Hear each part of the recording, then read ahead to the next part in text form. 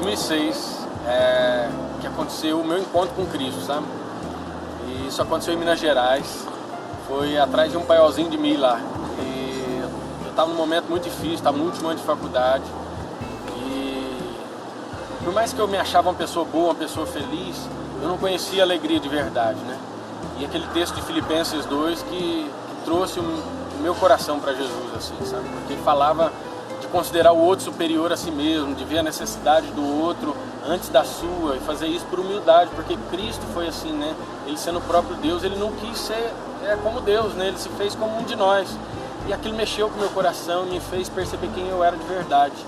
E eu tinha que fazer duas perguntas para Deus. A primeira era: Deus, quem eu sou de verdade? E a segunda era: Deus, qual é o seu plano para a minha vida? E quando eu fiz a primeira pergunta, ele me humilhou diante daquela palavra. E ele me mostrou quem eu era de verdade. Porque a minha relação com meus pais, a minha relação com outras pessoas era um lixo e eu não sabia disso. E eu pude ver quem era o Lucas de verdade. E quando eu fiz a pergunta: então Deus, e agora qual que é seu plano para a minha vida? Aí foi quando eu fui no chão. Porque ele disse muito forte no meu coração que era para eu esquecer tudo que eu já tinha planejado e que eu começaria a viver dali para frente os seus planos, né? E aquilo marcou muito, né? Transformou muito o meu modo de ver. A partir daquele momento a vida já não tinha sentido para mim daquela forma que eu vivia, né? E aí eu comecei a perseguir a Deus, a Jesus Cristo, e saber dele o que ele queria de mim.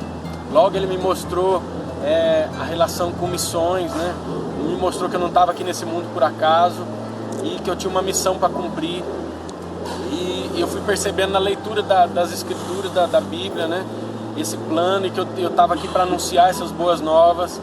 E logo ele me deu uma visão que foi muito impactante, né? A maioria dos missionários não costumam ter uma visão, né, assim, sobrenatural. A maioria obedecem somente o chamado de Deus e essa coisa de ir por todo mundo e pregar o evangelho, mas ele me deu uma visão específica, onde eu via muitos jovens mesmo dando a vida por causa do evangelho de Cristo e anunciando Cristo, principalmente nos lugares de perseguição, né?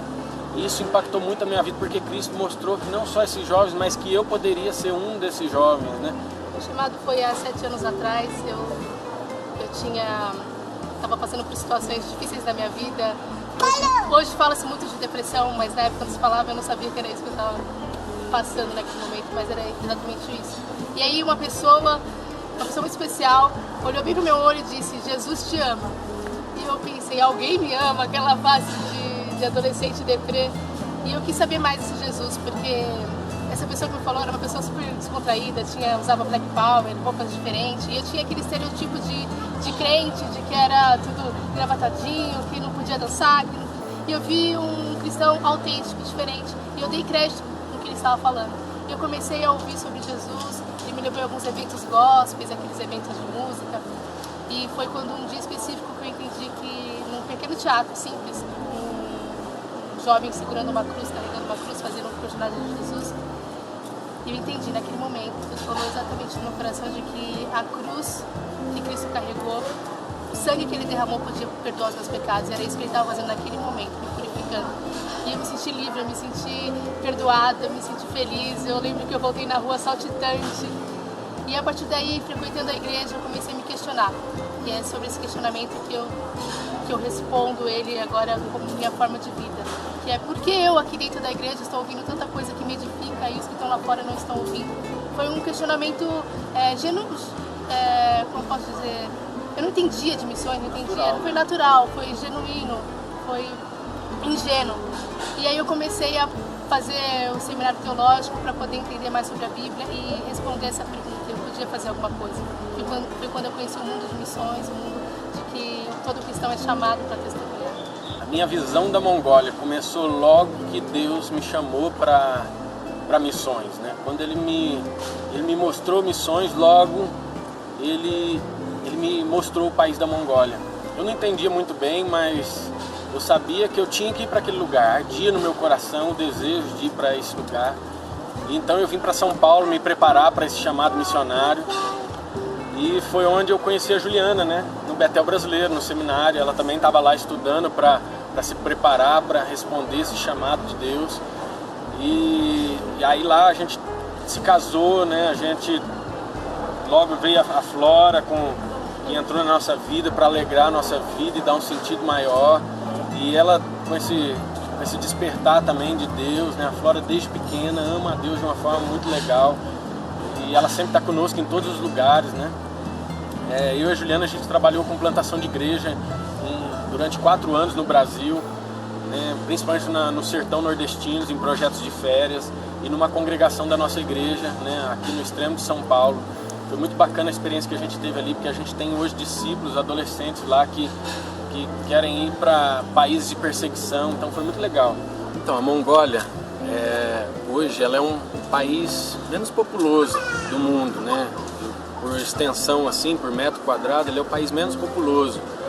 Mas é incrível a história da Mongólia. O mongol é um povo resistente, o mongol é um povo muito sofrido, porque eles enfrentam condições climáticas muito severas, né? No inverno, por exemplo, a temperatura chega a menos 50 graus. E é um povo que sempre soube lidar muito bem com essas coisas, né? Eles são de maioria nômades e quando está muito frio no lugar, eles migram para outro lugar para poder sobreviver. E eles têm uma criatividade muito grande para sobreviver em meio a essas dificuldades, né? E o povo cristão lá, aqueles que têm conhecido, têm tido encontro com Jesus naquele lugar, eles têm se tornado um povo muito apaixonado pela obra de Cristo, porque isso já está na cultura deles. E por no passado Gengis Khan ter conquistado quase toda a Ásia, né? Então eles apropriaram disso de uma forma muito forte em sua cultura. E então agora eles têm o desejo de, com a mensagem de Cristo, fazer a rota de Gengis Khan. E é justamente a janela 1040, o local onde precisa ser mais alcançado hoje. Isso tem assim, me deixado apaixonado por essa nação e um desejo muito grande de conhecer e servir neste lugar. Porque eu nunca imaginava que Jesus tinha me chamado para um lugar tão maravilhoso, né? Os missionários que eu conheço lá hoje têm dito que o povo mongol tem experimentado o poder de Deus como na igreja primitiva. Eles têm amado um ao outro de uma forma muito linda, né? E hoje eu queria convidar você aqui hoje, né, que está vendo esse vídeo, para você ir conosco para a Mongólia. A gente já doou toda a nossa vida, eu já deixei minha profissão, a Juliana também, toda a nossa vida a gente entregou nas mãos do Senhor Jesus para poder ir para este lugar e fazer discípulos de Jesus neste lugar. Só que Ele não chamou a gente sozinho, Ele chamou eu e chamou você. E como que você pode contribuir para isso? Você pode sacrificar sua vida em oração, porque a gente não vive sem oração. A sua oração é a nossa força, a sua oração é a nossa coluna. Mas também você pode contribuir financeiramente, porque é um lugar muito distante, um lugar onde há poucos voos, um lugar de difícil acesso, e por isso viajar para lá não é barato, né? A gente está planejando agora viajar em julho, e a nossa viagem, só as passagens, vão ficar em mais ou menos 11 a 12 mil reais, né? E eu queria convidar você, a gente tem até dia 17 de julho para pelo menos comprar as passagens para a gente poder ir. E queria convidar você para ofertar para a gente. Se você tem recursos desse mundo, vem fazer a sua contribuição para a gente, né? A minha conta no Itaú é 7752, agência 7752, e a conta corrente é 04563, dígito 8, /500. O /500 é porque é conta poupança, né? A gente se depositando lá, a gente sabe que você está depositando para a nossa viagem. E você pode ser um parceiro mensal também, a gente ainda não tem o nosso recurso mensal. E para ser nosso parceiro mensal é só entrar em contato conosco pelo e-mail que vai aparecer logo aqui embaixo, tá bom? Muito obrigado a todos aí, e obrigado por tudo, pelas orações, pelas ofertas que já têm vindo pra gente. Obrigado para você que tem escutado aí, tem tido esse desejo de estar com a gente nessa missão. Um abraço a todos, vamos lá, rumo à Mongólia, nós todos estamos esperançosos, né? Hoje a gente tem aí 7 mil reais na nossa conta e a gente precisa ainda de mais 8, né? Até dia 17, e a gente está esperançoso que Deus vai levantar, porque Ele sempre foi fiel a todos os chamados dEle para nós e para todos o que Ele chama aí por esse mundo, para fazer a sua obra e por todo esse mundo anunciar as boas novas e fazer discípulos da sua mensagem de vida eterna. Um abraço a todos, vamos junto aí, rumo à Mongólia. Um abraço, fica com Deus.